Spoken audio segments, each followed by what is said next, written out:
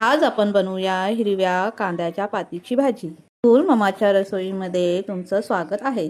आता मग सुरुवात करूया। कढईत तेल घातलं आहे, तेल गरम झालं आहे।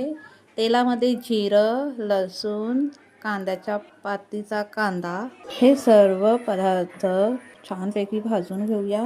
थोडीशी चण्याची डाळ भिजवत ठेवली होती, तीही घालून छान परतून घेऊया।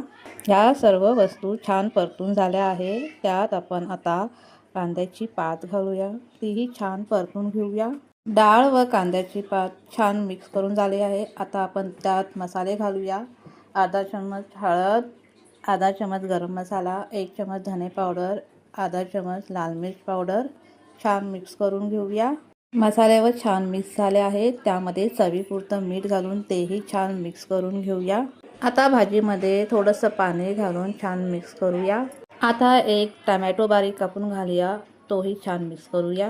5 ते 10 मिनिटं भाजीला चांगलं शिजवून घेऊया। आपली भाजी छान शिजली आहे। त्यामध्ये थोडंसं ओलं खोबरं किसलेलं घालून घेऊन तेही छान मिक्स करून घेऊया।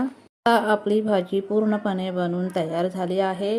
रेसिपी आवडल्यास लाईक, शेअर, सबस्क्राईब आणि कमेंट करा।